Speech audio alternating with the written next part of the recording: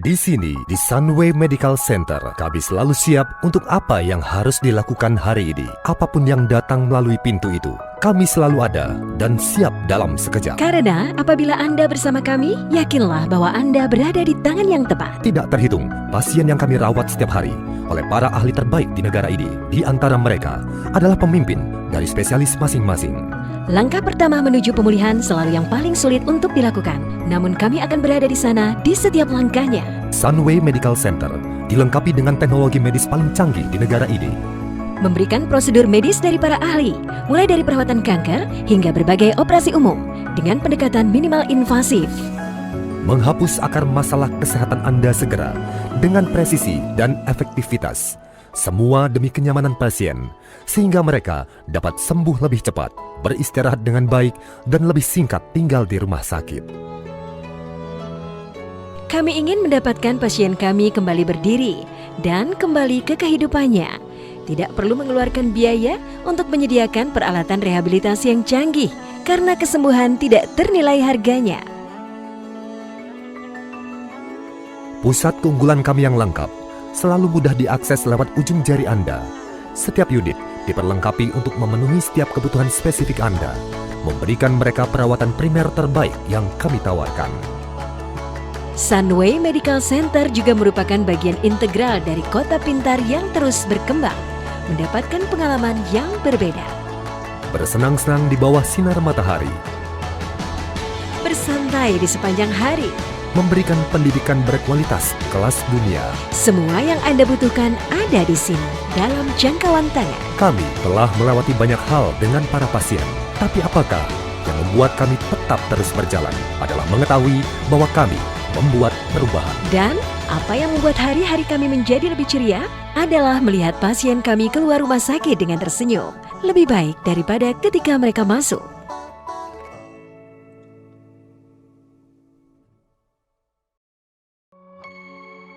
Salam sejahtera. Hari ini saya akan mempersembahkan kepada Anda proyek terbaru kami di Melaka, The Sale. Tahun 2019, The Sale memperoleh penghargaan One Belt One Road Initiative di China dan satu-satunya perwakilan Malaysia dalam konvensi properti tersebut. The Sale didirikan di atas lahan reklamasi seluas 11 hektar lebih yang terletak di Kota Laksamana, Melaka dengan status lahan perniagaan. Desain arsitektural yang ditampilkan memperlihatkan 9 bangunan utama yang berdiri di atas sebuah landasan, menggambarkan 9 layar terkembang yang menggerakkan bahtera di tengah laut. Pada bagian yang menjadi landasan seluas kurang lebih 100.000 meter persegi, akan menjadi pusat perbelanjaan terbesar di Melaka, diperuntukkan sebagai pusat perbelanjaan bagi barang-barang bermerek luar dan dalam negeri. Total ketinggian masing-masing menara adalah 255 meter, yang terdiri dari 61 lantai. Di lantai 59 dan 60 pada bangunan utama terdapat The Moon, sebuah teater dengan layar 360 derajat. Di dalamnya Anda dapat melihat keadaan ruang angkasa kemanapun mata memandang, juga menampilkan suasana hutan maupun di kedalaman lautan seperti keadaan yang sebenarnya. Dengan menggunakan teknologi visual terkini dari Panasonic, pemandangan apapun yang Anda inginkan dapat ditampilkan secara sempurna di sini. Bagian teratas menara dipersiapkan untuk restoran dan bar yang menyediakan berbagai jenis makanan dan minuman dari seluruh dunia. Di lantai 15, terjajar melingkar kolam renang terpanjang di dunia sepanjang 460 meter. Anda dapat berenang dari satu bangunan ke bangunan lain tanpa halangan sambil menikmati pemandangan Selat Melaka. Kesembilan bangunan utama ini dibagi atas 3 peruntukan. 3 bangunan diperuntukkan sebagai kondotel, kondominium dengan pelayanan berstandar hotel berbintang. 3 bangunan lagi diperuntukkan bagi hotel mewah bintang 5, dan 3 bangunan lainnya diperuntukkan bagi perkantoran. Pelaksanaan pembangunan ini dibagi dalam 6 tahap. Pembangunan tahap pertama adalah galeri pemasaran berdesain songket emas. Pada bangunan seluas hampir 8.000 meter persegi ini, terdapat 10 unit ruang pamer dan restoran. Dan pada bagian depan desain arsitektur ini juga dilengkapi dengan teknologi visual dari Panasonic, yang pada malam hari akan menampilkan kekayaan budaya Melaka, sekaligus menjadikannya lokasi objek wisata bagi para turis. Dan sekarang, mari kita kembali ke atas, tepatnya ke lantai 59 dan 60 yang didesain menjadi sebuah jembatan berbentuk cincin yang menghubungkan ke 9 menara serta menciptakan konsep globalisasi yang disebut Unity Skyring. Kami mempersiapkannya bagi orang-orang dari berbagai negara, Dan saat ini telah bergabung dengan kami antara lain dari Hong Kong, Beijing, Shanghai, dan Jepang. Terlihat dari sisi luar, seperti inilah penampakan keseluruhan Unity Skyring yang menakjubkan. Taman bertajuk Sky Garden yang indah terletak di lantai 15, yang juga terdapat sebuah aula konferensi. Aula ini dapat menampung 4.500 orang untuk sebuah pameran, expo, bahkan konser besar bertaraf internasional. Sekarang saya akan bawa Anda kembali ke lantai dasar, menuju ke bagian belakang dari mega proyek ini. Di sini kami mempersiapkan 72 unit pertokoan 4 lantai yang dilengkapi dengan lift di setiap bangunan. Pertokoan ini dibagi dalam 3 tema budaya, yaitu Timur, Barat, dan Malaysia. Data statistik tahun 2019 menyebutkan bahwa sebanyak 18 juta turis datang ke Melaka setiap tahunnya. Lokasi wisata Jonker Street saat ini sudah sangat padat dan tidak akan dapat lagi menampung para turis. Oleh karena itu, kami bangun lokasi berlatar belakang kekayaan budaya Melaka bagi para turis tersebut. Bangunan berwarna putih ini merepresentasikan budaya barat yang diwakili oleh Portugis, Belanda, dan Inggris. Bangunan dengan warna yang lebih gelap merepresentasikan budaya timur yang diwakili oleh Jepang dan Korea. Dan bangunan berwarna merah ini tentu saja merepresentasikan percampuran kebudayaan Melayu, Cina, dan India, yaitu kebudayaan Baba Nyonya Malaysia. Selanjutnya, mari kita lihat proyek ini secara keseluruhan. Lanskapnya memiliki desain yang futuristik namun modern, yang memberikan esensi sebuah taman modern yang dirancang dengan memenuhi rasio Green Building Index. Proyek ramah lingkungan ini menerapkan sistem pengangkutan limbah otomatis melalui pipa yang digerakkan oleh udara dan dilengkapi dengan sistem penampungan air hujan. Desain kamar berstandar bintang 5 yang mewah ini menggunakan lantai marmer dengan tembok berhiaskan ornamen berwarna emas dan desain jendela yang lebar mengarah ke Selat Melaka. Dan seluruh kamar mandi didesain dan dilengkapi dengan perlengkapan yang memberikan kenyamanan dan keamanan terbaik dari merek-merek internasional seperti Toto, Kohler, dan Yale. Sebagai penutup, saya berharap penjelasan saya tadi dapat memberikan gambaran yang cukup menarik. Sekali lagi, saya ingin mengucapkan terima kasih atas waktu yang diberikan pada saya untuk mempersembahkan The Sail Melaka, kebanggaan era globalisasi. Terima kasih.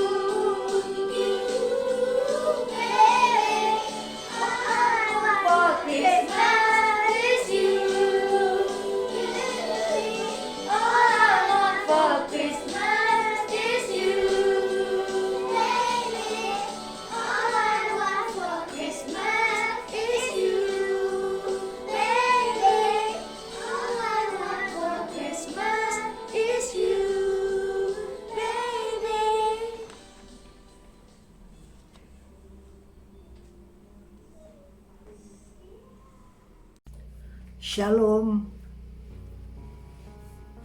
Segala pujian, hormat, syukur, dan terima kasih kalau kita sekalian pada saat ini boleh merayakan Natal.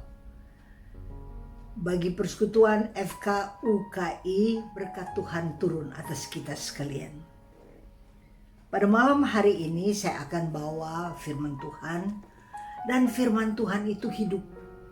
Tapi sebelum saya bawa firman Tuhan, marilah sama-sama kita tundukkan kepala di hadapan Tuhan. Dalam nama Bapa dan Putra dan Roh Kudus, amin. Dengan penuh hormat kami buat tanda salib ini. Karena kami renungkan dan ingat apa yang Kau buat bagi kami Tuhan Yesus di atas kayu salib. Engkau selamatkan kami, Engkau tebus kami. Engkau tanggung semua dosa dan kesalahan kami. Semua kutuk kami, kemiskinan, kegagalan kami, sakit penyakit kami, semua ditanggung oleh Engkau di atas kayu salib. Dan Engkau bayar dengan harga yang sangat mahal, yaitu harganya darah anak domba Allah. Terima kasih Bapa di dalam sorga untuk juru selamat yang Engkau berikan kepada kami. Dan pada malam hari ini kami berdoa dan kami minta, biar urapan-Mu turun atas kami sekalian. Roh Kudus menaungi kami, menguasai kami, mengendalikan kami, dan mengurapi kami dengan urapan yang baru dan segar. Dan biar berita Natal ini boleh masuk di dalam setiap hati dan perbaharui kami sekalian. Dalam nama Yesus kami berdoa, persilahkan Engkau Roh Kudus mengalirlah sebebas-bebasnya. Amin. Shalom, saya sangat berbahagia boleh berada di tengah-tengah saudara-saudara sekalian, Persekutuan Doa FKUKI, di mana kami sama-sama menikmati firman Tuhan. Karena firman Tuhan itu hidup dan menghidupkan kita sekalian, menyelamatkan, menyembuhkan, memberkati, menolong kita sekalian untuk melangkah dari satu kemenangan ke kemenangan yang lain. Semua kita pernah berdosa, semua kita pernah gagal, semua kita pernah merasakan susah, tapi puji Tuhan, kemenangan Tuhan berikan kepada kita. Dan di dalam Yesus Kristus Tuhan, saudara dan saya menjadi sempurna.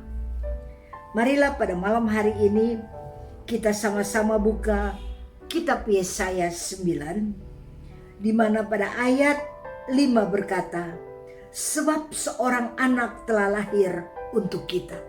Seorang anak telah lahir. Padahal ini nubuatan yang terdapat di perjanjian lama. Tapi dia berkata bukan akan lahir, tapi telah lahir.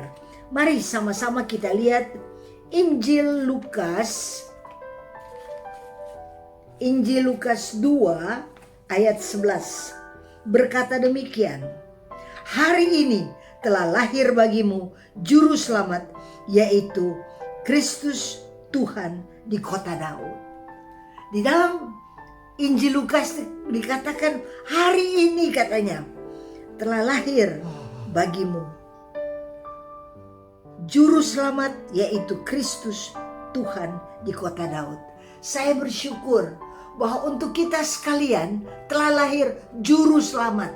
Dia ahli dalam hal menyelamatkan.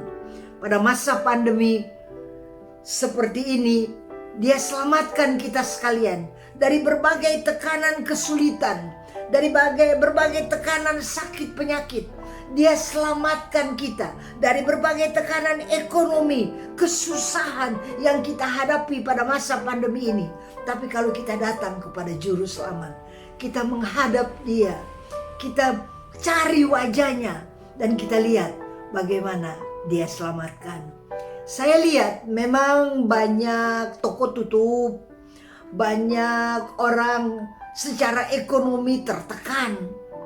Tapi bagaimanapun kesulitan-kesulitan ini melatih dan mengajar kita untuk bergantung dan berharap kepada Tuhan. Juru selamat pasti berikan kepada kita jalan keluar, karena dia adalah jalan, kebenaran, dan hidup. Jadi untuk setiap masalah kita, kalau kita datang kepada juru selamat, kepada dia yang menyelamatkan kita, dia pasti berikan solusi. Tuhan itu terlalu baik. Siapa sih dari kita yang tidak mengalami kesusahan? Semua mengalami. Semua mengalami problem. Tak terkecuali. Mau dari yang konglomerat maupun yang paling sederhana. Ada mengalami kesulitan. Tapi mari kita datang kepada Juru Selamat. Karena Tuhan yang mengajar kepada kita sekalian untuk datang kepada Dia. Ayat selanjutnya berkata, seorang putra telah diberikan untuk kita. Telah diberikan. Sudah dikatakan tadi telah lahir, telah diberikan. Saudara dan saya mendapat hadiah dari Bapa yang Maha Kuasa, anaknya, putranya yang tunggal, diberikan kepada kita. Dia benar-benar dalam hidup ini pasang badan untuk kita.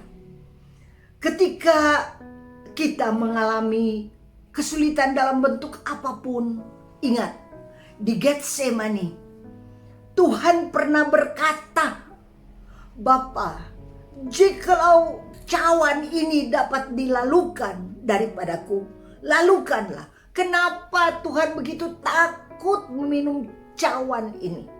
Karena di dalam cawan itu ada dosa, ada kutuk, ada sakit penyakit, ada kemiskinan, ada kegagalan. Apa saja yang saudara derita? Kalau saudara derita pada saat ini, umpamanya asam lambung, masukkan asam lambung itu di dalam cawan itu. Karena Tuhan akan minum cawan itu, isi cawan, asam penyakit asam lambung. Atau kalau ada yang mengalami cancer, masukkan cancer itu di dalam cawan itu. Karena Tuhan akan minum. Sebegitu takut tadinya dia untuk meminum karena menjadi satu dengan dia. Dia harus tanggung seorang diri.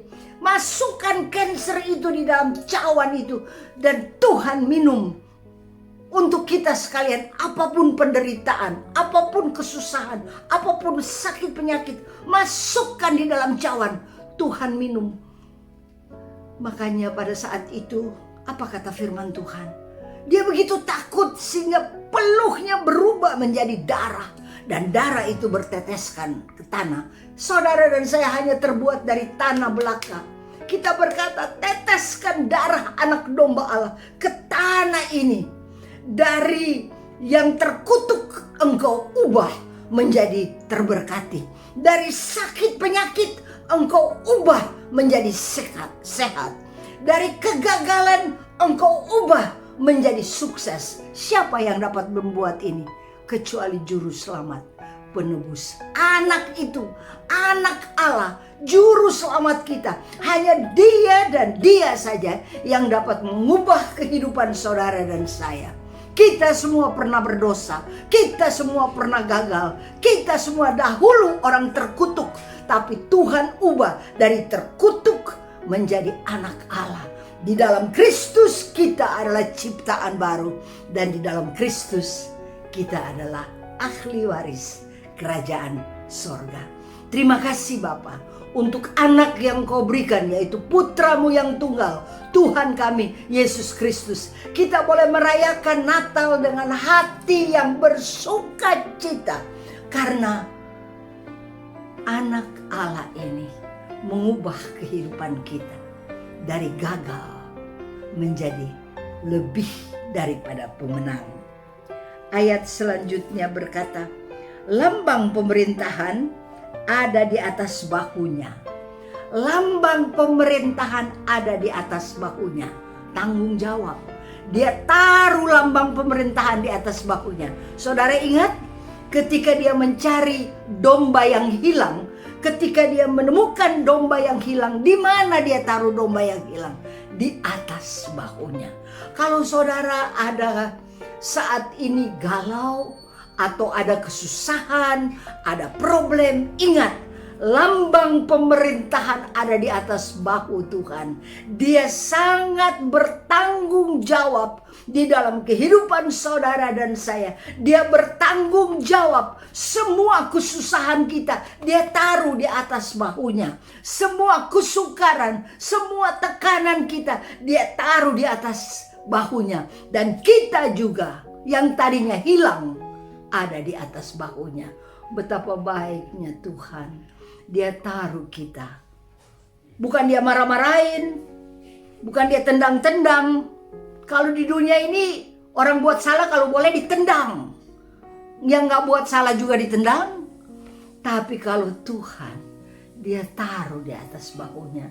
Terima kasih Tuhan, Engkau taruh kami di atas bahumu. Dengan kata lain, kami ada di dalam tanggung jawab daripada Juru Selamat, Anak Allah, Yesus Kristus Tuhan. Terima kasih Engkau telah lahir bagi kami. Terima kasih Tuhan Bapa, Engkau beri anak ini untuk kami. Terpuji-pujilah namamu kekal selama-lamanya.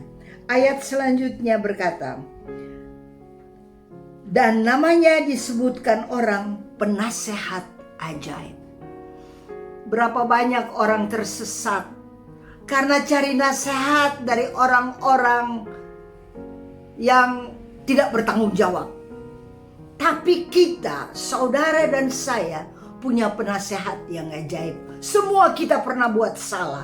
Dimana kalau ada kesulitan, bukannya kita datang pada Tuhan, bukannya kita berdoa, bukan kita minta nasihat, tapi kita cari nasihat di sana, di sini. Salah nanti diberi nasihat. Tapi kalau engkau datang pada Tuhan dan engkau minta nasihat daripada Tuhan, firman Tuhan berkata, Dia adalah penasehat ajaib. Mari sama-sama kita lihat di dalam Kolose 2, kitab Kolose 2 ayat 3 berkata demikian. Dan mengenal rahasia Allah yaitu Kristus, sebab di dalam Dia tersembunyi segala hikmat dan pengetahuan. Di dalam Kristus, kata firman Tuhan, tersembunyi segala harta, hikmat, dan pengetahuan. Mengapa kita harus mencari ke tempat yang lain? Biarlah kita belajar berdoa. Kalau ada dalam kesusahan dan kesulitan, saya juga latih diri. Kalau ada dalam kesulitan, kalau ada dalam tekanan, kalau ada dalam problem, nomor satu saya lari kepada Tuhan, yaitu bagaimana? Berdoa, berdoa, dan berdoa. Berdoa cari wajah Tuhan. Kita seringkali cari tangan Tuhan, mau minta diberkati terus. Itu baik, tidak salah kalau kita minta diberkati. Tapi terutama kita cari wajah Tuhan. Dimana kalau kita lihat wajah Tuhan, kita lihat Dia senang gak pada kita. Dia senyum gak pada kita pada saat ini. Dan saya bersyukur, datanglah pada Dia setiap saat. Marilah datang padaku, hai kamu yang berbeban berat, yang lesu, yang lemah. Tuhan yang undang kita. Marilah datang kepadaku. Jadi kalau apapun yang kita hadapi, mau senang atau mau susah, kita datang pada Tuhan. Kita datang minta nasihat daripada Tuhan. Karena Dia adalah penasehat ajaib. Allah yang perkasa. Kita lihat di dalam Roma 11 ayat 33. Roma, sama-sama kita buka. Roma 11 ayat 33 dan 34 berkata demikian. Oh, alangkah dalamnya kekayaan, hikmat dan pengetahuan Allah. Dalam loh dikatakan. Sungguh tak terselidiki keputusan-keputusannya, dan sungguh tak terselami jalan-jalannya. Sebab siapakah yang mengetahui pikiran Tuhan? Atau siapakah yang pernah menjadi penasehatnya? Atau siapakah yang pernah memberikan sesuatu kepadanya sehingga ia harus mengembalikan Sebab segala sesuatu adalah dari Dia dan oleh Dia dan kepada Dia. Bagi Dialah kemuliaan sampai selama-lamanya. Camkanlah ini, masukkan dalam hati segala sesuatu yang kita buat dalam hidup ini, bagi Dia kemuliaannya. Cek aja apa kalau kita sedang kerjakan apa saja, memasak pun, atau kita sedang membuat renungan, atau kita memikirkan sesuatu. Adakah pikiran ini membawa kemuliaan bagi Tuhan? Adakah ide ini membawa kemuliaan bagi Tuhan untuk selama-lamanya? Adakah perasaan ini membawa kemuliaan bagi Tuhan atau mempermalukan Dia? Dan dengan demikian, kalau kita cek tiap kali, maka kita akan dapat berjalan di jalan yang benar. Karena tiap kali kompas kita harus cek, ada pada arah dan arus benar, tujuan benar, langkah benar yang menyenangkan dan memuliakan Bapa di dalam sorga. Selanjutnya berkata, Bapa yang kekal, Raja damai.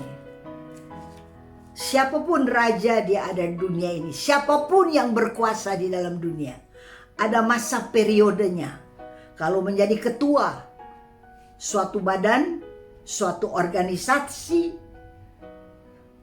paling cuma 3 tahun, udah lama 4 tahun deh, ya kan? Ada masanya. Kalau 1 periode, 2 periode, paling 3 tahun, paling 6 tahun. Tapi kalau Allah kita, Dia Bapa yang kekal. Pemerintahannya tidak berakhir. Dia itu memerintah dari kekal sampai kekal. Marilah kita arahkan pandangan kita kepada kekekalan daripada Allah. Jangan sampai kita terpesona dengan jabatan atau dengan kemuliaan yang kita alami di dunia ini yang hanya untuk sementara waktu. 3 tahun, 6 tahun, kemudian kita udah rasa aduh hebat banget. Sehingga kadangkala orang itu berjuang setengah mati untuk memperoleh posisi tertentu karena dia akan berkuasa untuk 3 tahun atau 6 tahun. Tapi mari kita arahkan kepada kekekalan daripada Allah. Melekatlah kepada pemerintahan Allah.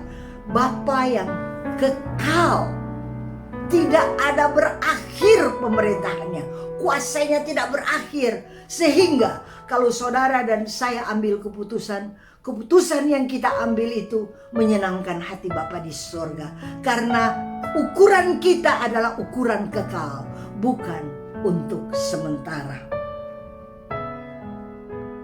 Raja damai. Saya tiap pagi jam 6 udah masuk dalam perayaan Ekaristi. Dan kalau Bapak Pastor, imam itu berkata, Yesus berkata, damaiku kuberikan kepadamu, aku ambil. Meteraikan di dalam hati saya. Karena di dalam dunia ini banyak hal membuat kita gonjang-ganjing, membuat kita galau, membuat kita resah. Tapi kalau kita ambil yang ditawarkan Allah, damaiku kuberikan kepadamu, aku langsung ambil, meteraikan damai Tuhan dalam hatiku. Sehingga kesulitan atau kesusahan apapun yang kita alami, maupun kegembiraan yang kita alami, taruhkan, meteraikan di dalam hatiku dengan darah anak domba Allah. Selalu harus tertuju kepada pemerintahan daripada Bapa yang kekal. Selalu damai sejahtera itu harus mengendalikan dan menguasai kehidupan kita. Jangan sampai kesulitan menguasai kita. Kalau kesulitan menguasai kita, kita stres. Tapi kalau damai sejahtera menguasai kita dalam keadaan apapun, maka kita akan berjalan dari satu glory ke glory yang lain, dari satu kemenangan ke kemenangan yang lain, dari satu sukacita ke sukacita yang lain. Ini yang ditawarkan Bapa di surga di dalam Yesus Kristus dengan kuat kuasa Roh Kudus kepada kita sekalian. keputusan ini kita harus ambil. Life is a choice. Mari kita memilih yang benar dan yang memilih yang kekal dan memilih yang menyenangkan hati Bapa di sorga, bukan yang menyukakan hati kita yang hanya untuk sementara waktu. Kita lihat di dalam firman Tuhan, besar kekuasaannya. Sama-sama kita buka Injil Lukas 2 ayat 14 berkata demikian.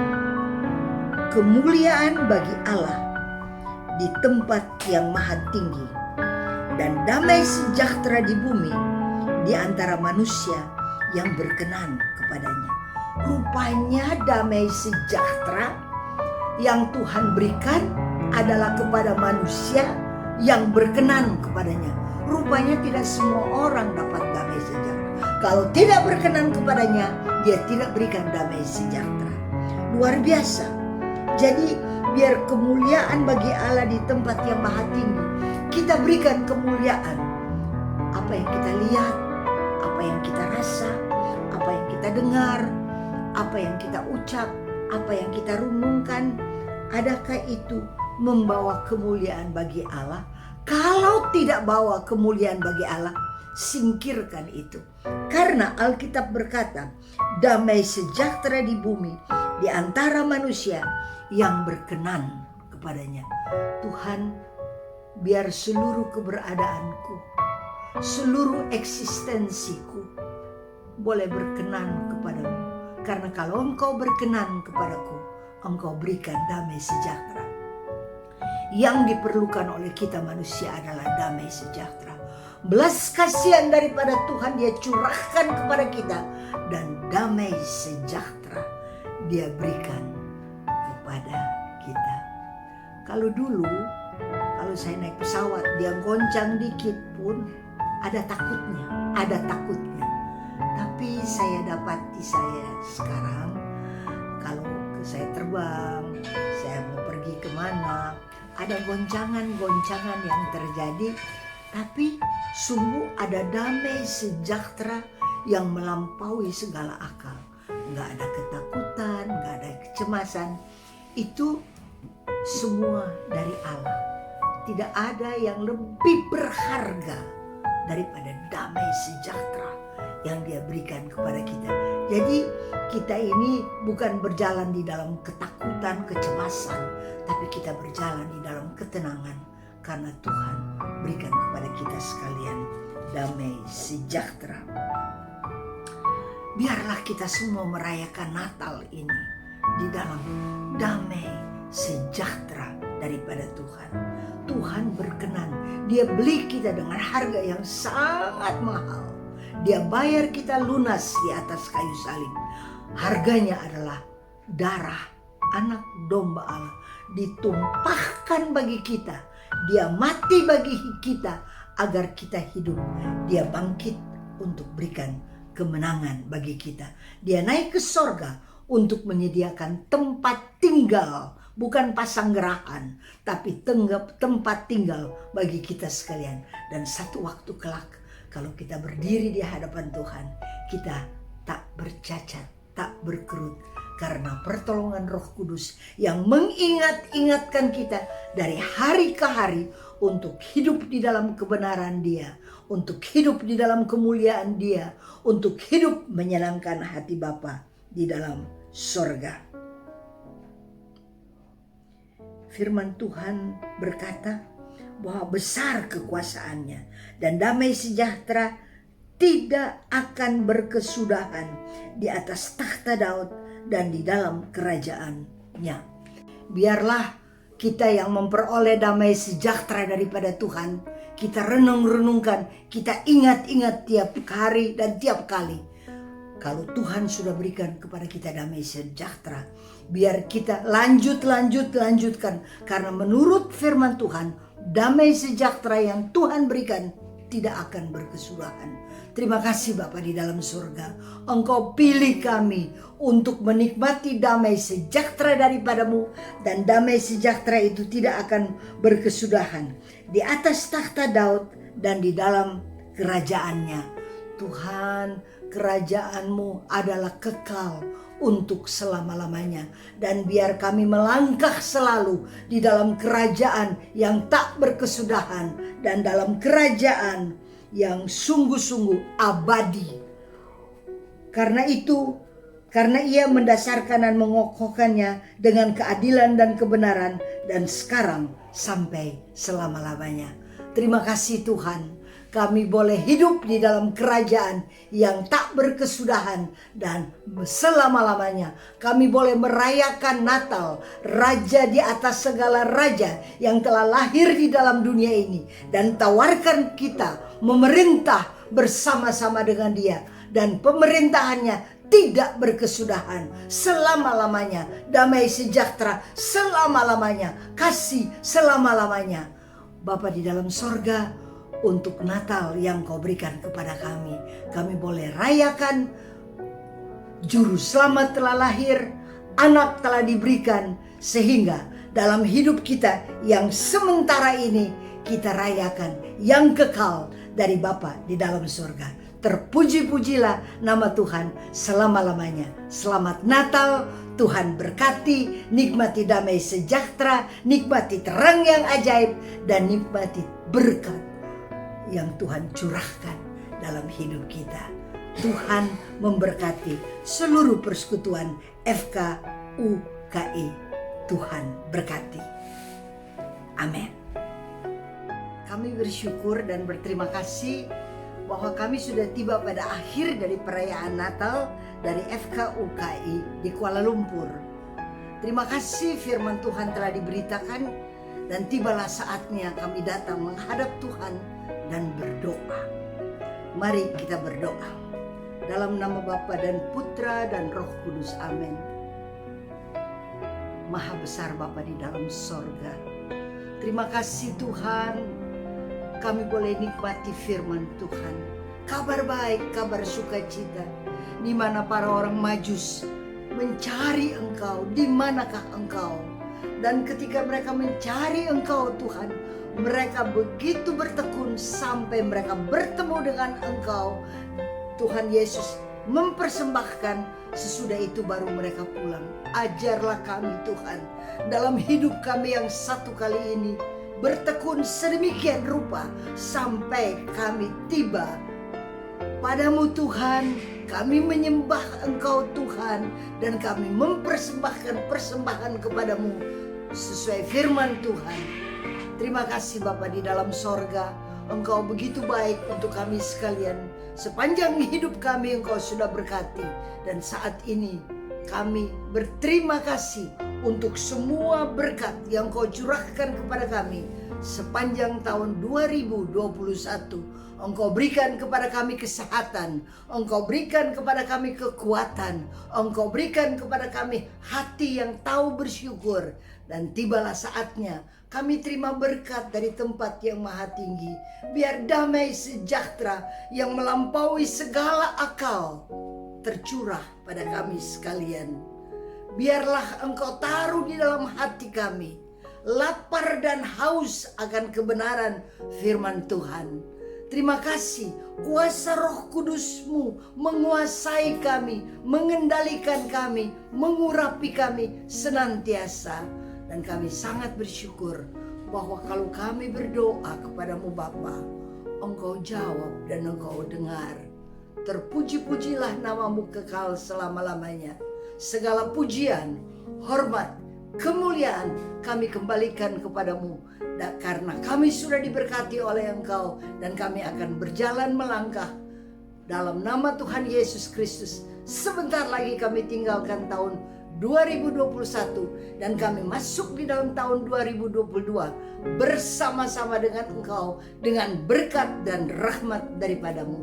Di dalam nama Yesus Kristus Tuhan kami bersyukur, kami berterima kasih. Haleluya. Amin. Dalam nama Bapa dan Putra dan Roh Kudus. Amin. Tuhan memberkati kita sekalian.